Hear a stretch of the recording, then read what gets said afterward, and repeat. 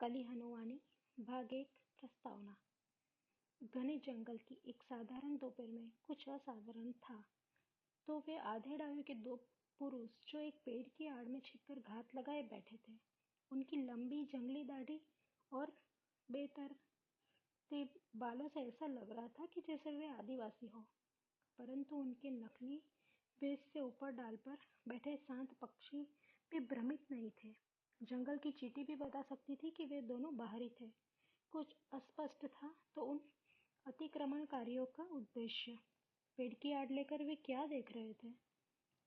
संभवतः उनकी दृष्टि दूर कास्ट ईंधन चुन रहे एक आदिवासियों के समूह पर थी, परंतु उस समूह में ऐसा क्या था कि बाहरी जन उनको देखने भयानक जंगल में इतनी दूर घुसे चले आए थे। एक और दिन व्यर्थ हो गया। हे हनुदास जी, अब तो हमें मान लेना चाहिए कि इन आदिवासियों में कोई विशेष बात नहीं है। कहाँ हम मान बैठे कि ये जन चिरंजीवी हनुमान जी को देख सकते हैं। खोदा पहाड़ निकली चुईया।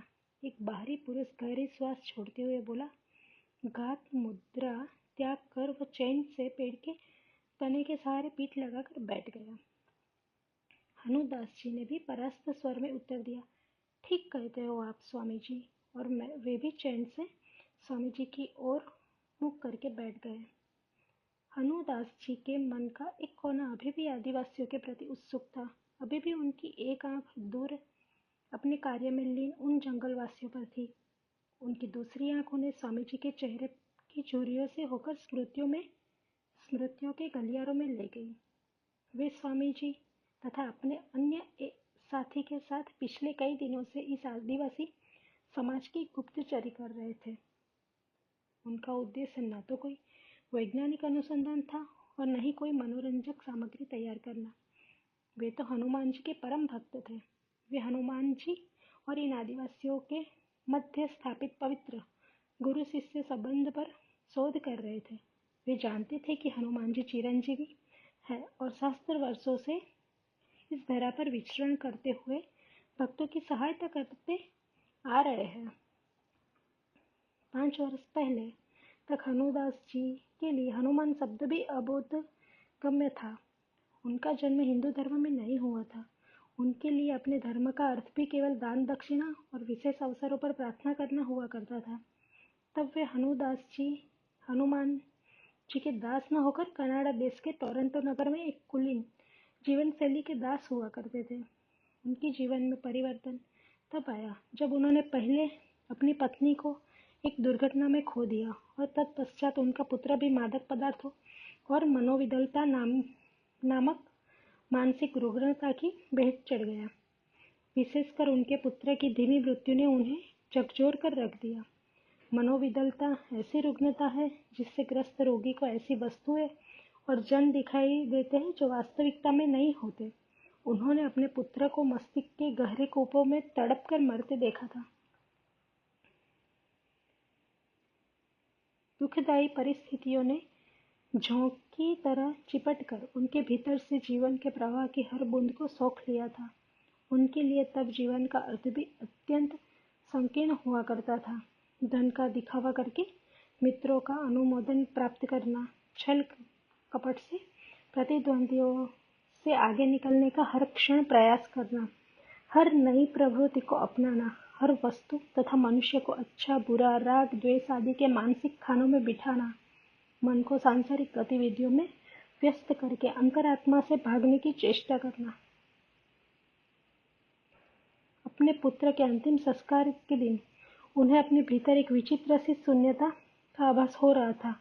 तन मन एक छल्ले की भांति हो गए थे। एक ऐसा छल्ला जिसके भीतर से सब कुछ आर पार हो रहा था। सभी ध्वनियाँ, सभी दृश्य, सभी भावनाएं, सभी आभास, यहाँ तक कि शून्यता का आभास भी मन पर बिना कोई छाप छोड़े आर पार हो रहा था। कोई दुख नहीं, कोई पीड़ा नहीं, कोई पछतावा नहीं। सब कुछ तो उनके पुत्र के साथ चला गया था। रह गई थी तो शून्यता, और संभवतः वह शून्यता भी चली गई थी। परंतु शून्यता के जाने के पश्चात भी तो शून्यता ही रह जाती है।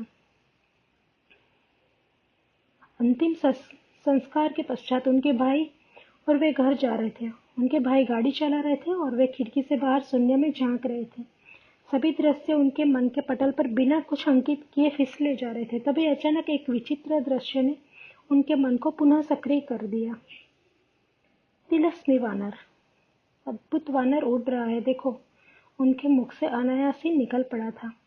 उन्होंने साथ में चल रही एक गाड़ी के ऊपर एक विशाल घने बालों वाली आकृति को सहजता से मंडराते देखा था। अद्भुत वानर जैसी सजीव आकृति थी वह। गाड़ी के साथ साथ और गाड़ी की ही गति से उड़ रही उस आकृति का शब्दों में वर्णन करना असंभव है। ऐसा कुछ नहीं है भाई, वहाँ आपको विश्राम की आवश्यकता है, उनके भाई ने संवेदनापूर्वक सिर हिलाते हुए उत्तर दिया था।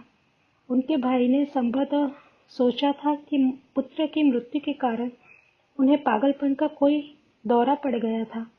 भला किसी मानसिक रूप से स्वस्थ व्यक्ति को वानर उड़ते कैसे दिखाई देंगे। उन्होंने अपने भाई पर अविश्वास भरी कड़ी दृष्टि डालते हुए कहा था, ऐसा कुछ नहीं है, का क्या अर्थ है, ध्यान से देखो। तत्पश्चात उनकी वाणी को अचानक विराम लग गया, क्योंकि खिड़की के बाहर जब उन्होंने पुनः दृष्टि डाली तो वह तिलस्मी प्राणी वहां नहीं था। साथ में चल रही गाड़ी की छत पूर्णतः खाली थी, सिवाय एक छोटे से भगवा ध्वज के। जो दिव्य प्राणी कुछ समय पहले उड़ता दिखाई दिया था, उसके जैसी एक छोटी सी आकृति अब बस उस भगवा ध्वज पर अंकित दिखाई दे रही थी। वह आकृति और कोई नहीं अपितु चिरंजीवी देव हनुमान थे। उस गाड़ी में एक दिव्य पुरुष विराजमान थे। उनके शांत चेहरे पर लंबी दाढ़ी सज्जित थी। आगे चलकर वे महापुरुष हनुमान दास जी के गुरु बने।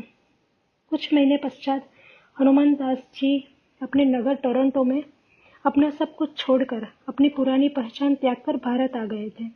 गुरुदेव ने उनका नाम दिया था हनुदास।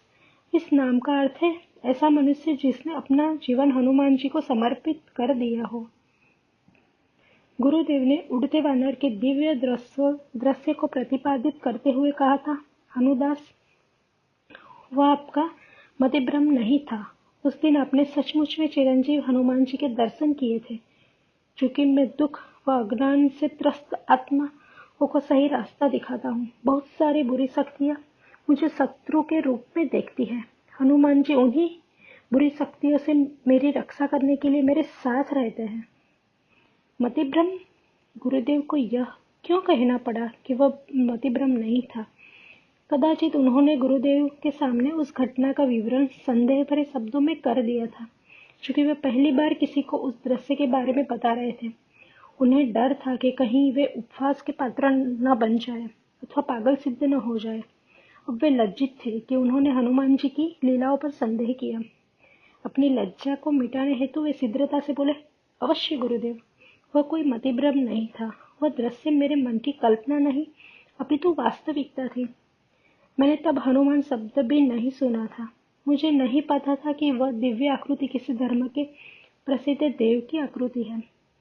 कल्पना का वृक्ष जानकारी के बीज के बिना नहीं पनपता।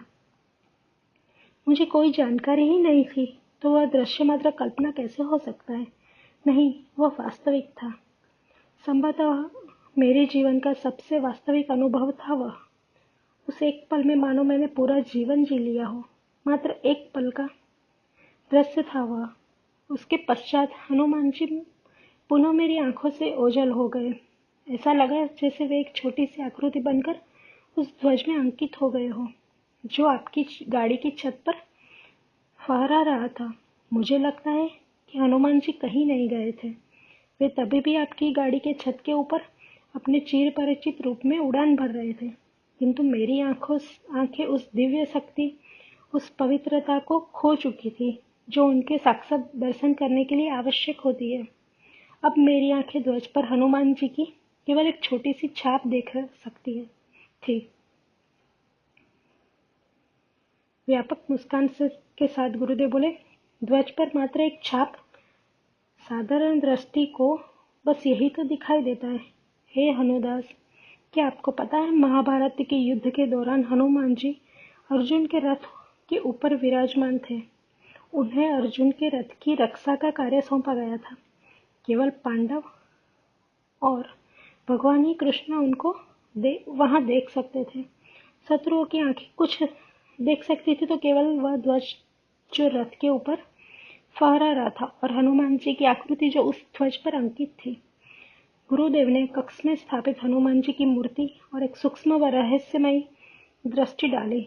एक क्षण के लिए ऐसा लगा मानो मूर्ति ने अपनी पलकें झपकाकर गुरुदेव का अभिवादन स्वीकार किया हो। गुरुदेव ने आगे बताया, केवल पवित्र आत्माएं हनुमान जी को देख सकती है।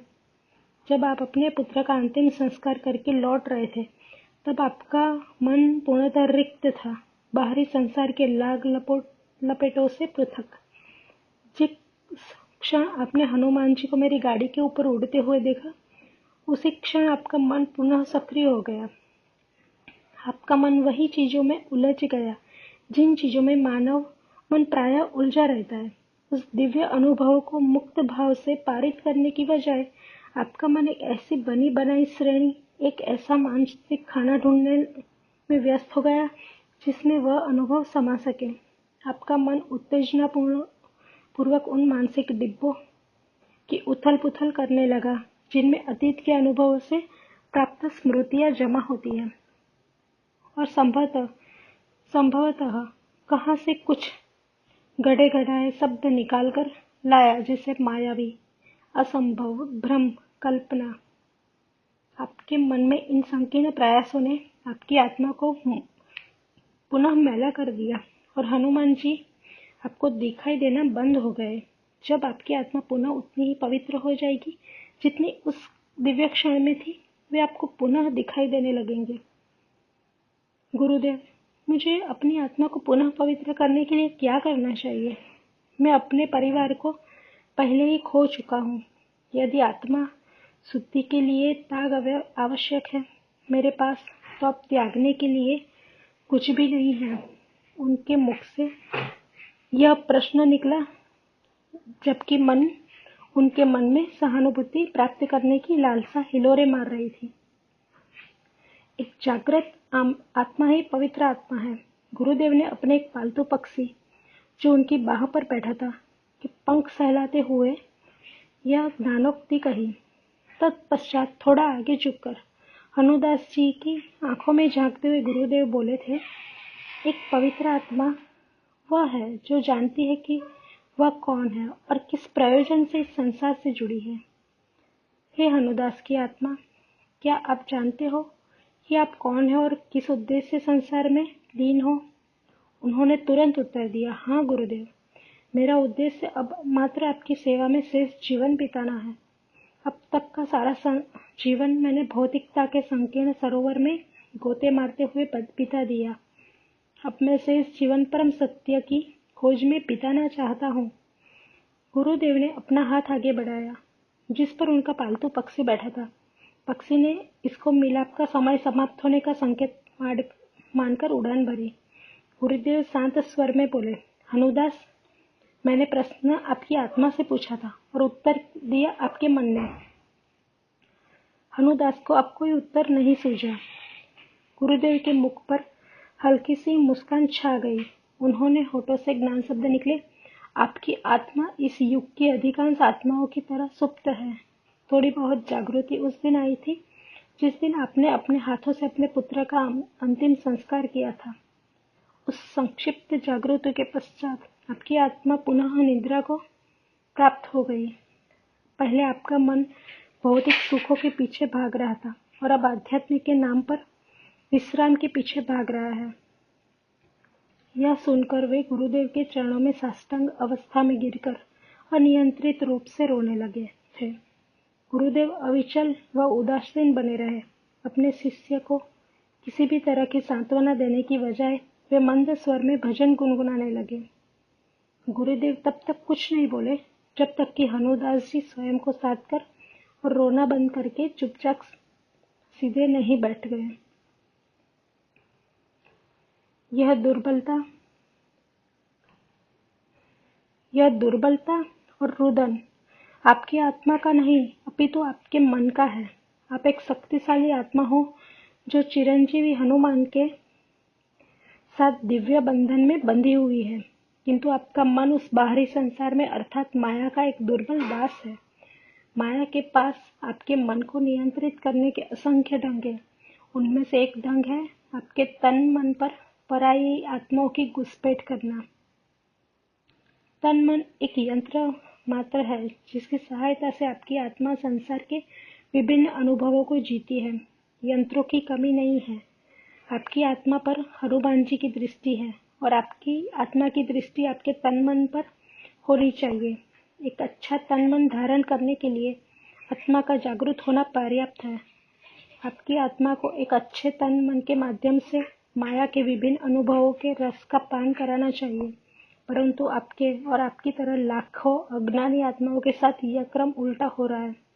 आपका तन मन माया से निर्देश ले रहा है और आपकी आत्मा अज्ञान की निंद्रा सो रही है, क्योंकि आपकी आत्मा पुनः जागृत होती है। उनके मन ने गुरुदेव के शब्दों पर चिंतन बंद कर दिया था। वे रिक्त मन से गुरुदेव की ओर टकटकी लगाकर देख रहे थे। दिव्य प्रकाश की एक किरण ने उनका आगे का मार्ग प्रशस्त कर दिया था। अगली प्रातः वे गुरु के आश्रम से निकल पड़े थे। उन्होंने अपने गंतव्य का ज्ञान नहीं था। वे निकल पड़े थे अज्ञात राहों पर। साथ में था तो केवल आवश्यक दैनिक सामग्री से भरा थैला और गुरुदेव का आशीर्वाद। अगले कई महीने वे भटके थे, जगमगाते नगरों से लेकर अंधकार में डूबे दूरवर्ती ग्रामों तक, प्रबल पर्वतों से लेकर अंतहीन मैदानों तक, निर्जन गुफाओं से लेकर धार्मिक जनसभाओं तक। वे क्या ढूंढ रहे थे? कदाचित कुछ भी नहीं। उन्होंने हर जीवन क्षेत्र में के मनुष्य से भेंट की, चाहे वो योगी हो जो एकांत गुफाओं में रहते हो, अथवा वे महापुरुष जो अपने लाखों अनुयायियों का मार्गदर्शन करते हैं। हनुदास जी ने सभी के दर्शन किए। प्रयोजन कोई नहीं था। वे बस चलते गए और दिव्य जनों से मिलते गए।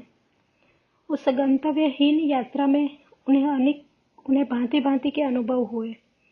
उन्होंने सभी अनुभवों को अपने मन के कपाटों के मध्य से ऐसे पार होने दिया जैसे नदी के तटों के मध्य से जल प्रवाहित होता है। उनकी आत्मा जागृत हुई या नहीं यह तो पता नहीं। उनका मन अवश्य शांत होकर ऐसी गहरी निद्रा में लीन हो गया था कि अब किसी भी प्रकार का अनुभव छाप नहीं छोड़ता था। सुखप्रद अनुभव हो अथवा दुखप्रद, रुचिकर अनुभव हो अथवा अरुचिकर, अब माया द्वारा फेंका गया किसी भी आकार तथा प्रकार का अंकुड़ा उनके मन को नहीं फंसा सकता था। यह तो तय था कि माया का उनके तन मन से नियंत्रण समाप्त हो चुका था। यह तय नहीं था कि उनकी आत्मा जागृति को प्राप्त हुई थी या नहीं।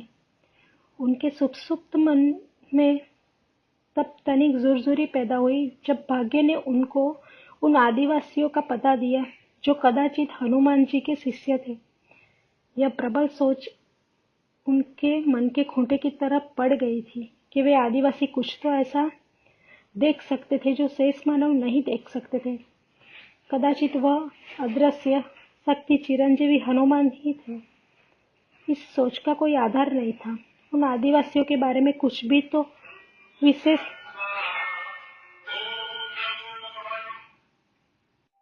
इस सोच का कोई आधार नहीं था। उन आदिवासियों के बारे में कुछ भी तो विशेष नहीं था। वही पत्तों से बने वस्त्र, वही लंबे जंगली बाल, वही धूप और मिट्टी से काले पड़े तन। वे आदिवासी जो स्वयं को मातंग कहते थे, कहीं से दिव्य अथवा पवित्र नहीं लग रहे थे। उनका हनुमान जी के साथ संपर्क में होना एक आशा मात्र थी, किंतु ऐसी आशा जो तथ्य से भी ठोस थी। यह विचार यह आशा कहाँ से पनप रही थी? उसका मूल कहाँ था? बाहरी संसार के गौण मानदंड तो इस विचार को कदापि प्रेरित नहीं कर रहे थे। कुछ आंतरिक था जो इस विचार को शक्ति दे रहा था। कदाचित मन की गहराइयों में अथवा मन के उस पार आत्मा में। उन्होंने यह मान लिया था कि उनका गंतव्यहीन भ्रमण अंततः किसी गंतव्य तक पहुंच गया था। संभवतः उनकी आत्मा में ज्ञान की तरंगें उत्पन्न हो गई थी। कदाचित वे वहां पहुंच गए थे जहां गुरुदेव और हनुमान जी उन्हें पहुंचाना चाहते थे, किंतु दो अन्य संत जो मातंगों के व्यवहारों को समझने में उनकी सहायता कर रहे थे, उनसे सहमत नहीं थे। उनका मानना था कि उन आदिवासियों का अध्ययन करना समय को व्यर्थ करना था। कई महीने मातंगों की गुप्तचरी करने के पश्चात उन्हें केवल 7 चिन्ह हाथ लगे थे, जो टूटे हुए मिट्टी के बर्तनों, वृक्षों, चट्टानों आदि पर अंकित थे। परंतु उन चिन्हों में कुछ विशेष नहीं था और वे यह बात अपने साथी संतों के सामने मान भी चुके थे।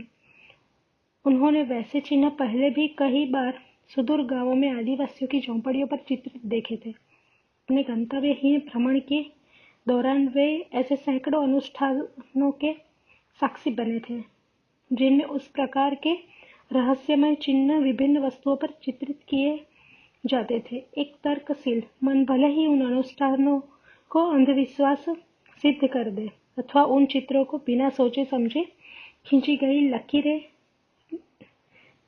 गई लिखे बता दे, उनका मन वाद विवाद तर्क कुतर्क से ऊपर उठ चुका था। उन्होंने कभी उन चिन्हों का अर्थ खोजने का प्रयास नहीं किया। कदाचित उन चिन्हों को अंकित करने वाले जन भी उनका मूल अर्थ भूल चुके थे।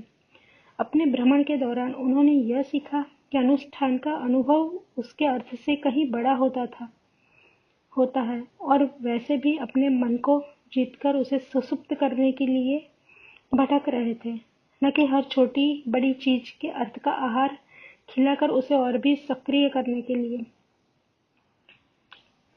किंतु मातंगों द्वारा अंकित उन 7 चिन्हों का अर्थ निकालने की एक आंतरिक इच्छा उनमें जाग उठी थी। वह कोई साधारण इच्छा नहीं, अपितु एक अंतरात्मा का आह्वान था। वही आह्वान जो उन्हें इतने दिनों से मातंगों की गुप्तचरी करने के लिए प्रेरित कर रहा था। उनके 2 साथी स्वामी जी एवं ब्रह्मचारी जी, जो उनकी इस खोजबीन में सहायता कर रहे थे, अपनी रुचि खोजते जा रहे थे। खोए भी क्यों ना, इतने दिन बीत गए थे और कुछ विशेष हाथ नहीं लगा था। कुछ समय पहले ही उन्होंने अपने दोनों साथियों के साथ मातंगों के मुखिया बाबा से मिलने का प्रयास किया था। बाबा ने उनको इतने चिड़चिड़े भाव से ताड़ा था कि ब्रह्मचारी जी वहां से अपने रास्ते खो लिए थे। परंतु उन्होंने स्वामी जी के साथ अपनी खोज जारी रखी थी। वे यहाँ आ गए थे जहाँ कुछ मातंग महिलाएं काष्ठ ईंधन इकट्ठा कर रही थी। वृक्ष के पीछे छुपकर वे किसी ऐसी गतिविधि की प्रतीक्षा करने लगे थे जिसमें यह प्रमाणित हो सके कि मातंग महिलाएं चिरंजीवी हनुमान जी को देख सकती थी। हनुदास जी स्मृति के गलियारों से बाहर आ गए। उनके कानों में मातंगों के समूह में हो रही विशेष हलचल की ध्वनियां पहुंची थी। उनकी आंखों में आशा का जुगनू टिमटिमाया। समूह में से एक दुबली पतली युवती चिल्ला चिल्लाकर हवा के साथ मुष्टि युद्ध कर रही प्रतीत हो रही थी। उसकी देह मानो किसी भूत पिशाच के वश में थी। उसके हाथ पैर कटी पतंग की तरह फड़फड़ा रहे थे। समूह की शेष महिलाएं आतंकित अवस्था में खड़ी थी। कुछ नया नहीं है, उसे मर्गी का दौरा पड़ा लगता है। हनुदास जी बुदबुदाए। उन्होंने ऐसे दृश्य विभिन्न रूपों में पहले भी देखे थे। ऐसी विषमताओं को हर समाज अलग प्रकार से देखता है। कोई इसे काला जादू कहता है, तो कोई उसे भूत पिशाचों का आक्रमण कहता है। कोई इसमें दुष्ट शक्तियों का हाथ देखता है, तो कोई देवी शक्तियों का आशीर्वाद। हनुदास जी इस विषय के हर पहलू को अपनी आंखों से अनुभव कर चुके थे, इसीलिए उन्हें इसमें कुछ विशेष नहीं लगा। वे बोले, आज के लिए इतना कार्य पर्याप्त है, हमें अब लौट चलना चाहिए। इन मातंगों के यहाँ से जाने की प्रतीक्षा करते हैं। स्वामी जी ने सुझाव दिया। वे वृक्ष के तने के सहारे पीठ टिकाकर चैन से बैठे थे और एक लाल चींटी की गतिविधियों का रुचि से अध्ययन कर रहे थे। दौरे क्षीण होने के पश्चात वह मातंग युवती एक वृक्ष के नीचे लेट गई। समूह की अन्य महिलाएं पहले की तरह इधर उधर लकड़ी चुनने के कार्य में लीन हो गई। एक क्षण के लिए हनुमान दास जी को शून्यता का वह आभास हुआ जो उन्हें अपने पुत्र के अंतिम संस्कार के दिन हुआ था। उस क्षण में उन्हें सुप्त अवस्था में जान पड़ रही उस युवती के समीप 3 प्रकाशमय आकृतियां दिखाई दी। वे आकृतियां ठोस नहीं थी, अपितु अपने स्थान पर स्पंदन कर रही दिखाई दे रही थी। यह दृश्य देखकर उन्हें आश्चर्य का एक झटका सा लगा और वे 3 आकृतियां दिखाई देना बंद हो गई। उनके मन ने तर्क किया कि वे आकृतियां प्रकाश द्वारा कृत एक ब्रह्म मात्र थी। कुछ क्षण पश्चात वह युवती उठकर बैठ गई और तत्पश्चात सीधे सामने की ओर लुढ़क गई। ऐसा प्रतीत हुआ जैसे वह किसी अदृश्य शक्ति के सामने साष्टांग प्रणाम कर रही थी। हनुदास जी की आंखें उस अदृश्य शक्ति को देख तो नहीं सकती थी, किंतु उन्हें एक तर्क रहित आभास हो रहा था कि उस युवती का सिर हनुमान जी के चरण कमलों में स्थापित था। उन्होंने स्वामी जी, जो लाल चींटी को साधन बनाकर ध्यानावस्था में चले गए थे, को हिलाकर उठाया और उनका ध्यान उस नए घटनाक्रम की ओर खींचा। कुछ क्षण के पश्चात वह युवती खड़ी हो गई। उसके हाथ प्रणाम की अवस्था में जुड़े हुए थे। वह उस अवस्था में बहुत देर तक रही। उस दौरान उसके होंठ ऐसे हिले जैसे कि वह किसी से बतिया रही हो। आश्चर्य की बात यह थी कि उसके होठों में गति व उसके मुख पर हाव भाव केवल हनुदास जी को ही दिखाई दे रहे थे। स्वामी जी को लग रहा था कि वो युवती शांत एवं ओष्ठबद्ध अवस्था में ऐसे खड़ी थी जैसे प्रार्थना कर रही हो। लगभग आधे घंटे के पश्चात जब वे दोनों संत उस स्थान को त्यागकर अपने ठिकाने की ओर बढ़ रहे थे, स्वामी जी ने शास्त्रार्थ शुरू करने के उद्देश्य से टिप्पणी की। मुझे तो उस युवती के व्यवहार में कोई विशेष शोध करने योग्य बात नहीं दिखी। भयानक एवं हिंसक दौरा पड़ने के पश्चात जैसा व्यवहार अपेक्षित है वैसा ही व्यवहार वह कर रही थी, किंतु हनुमान दास जी को शास्त्रार्थ में अब कोई रुचि नहीं थी। वे मानसिक सीमाओं के पार शून्यता में लीन थे। स्वामी जी सोच रहे थे कि एक और दिन व्यर्थ हो गया था, परंतु हनुदास जी जानते थे कि उनका उस शक्ति से मिलना केवल एक डग दूर था, जिस शक्ति से मिलने के लिए उनकी आत्मा तरस रही थी। कुछ दिन पश्चात ही उन्होंने मातंगों द्वारा गुढ़ लिपि में अंकित उन 7 चिन्हों का गुप्त अर्थ जान लिया। वह एक पहेली थी जिसका अर्थ था, चिरंजीवी हनुमान 41 वर्ष में एक बार अपने शिष्यों अर्थात मातंगों को ब्रह्मज्ञान देने आते हैं। अगले कुछ महीनों के दौरान उन्होंने मातंगों से ऐसे सहस्त्रों गुढ़ चिन्ह प्राप्त किए और उनमें छिपी पहेलियों के अर्थ निकाले। उन चिन्हों में हनुमान जी द्वारा उनके शिष्यों को प्रदत्त पूर्ण ब्रह्मज्ञान समाहित था। वह ब्रह्मज्ञान आगे चलकर मुख्य धारा के समाज में रहने वाले भक्तों को कलिहानुवाणी नामक पुस्तक के रूप में प्राप्त होना था।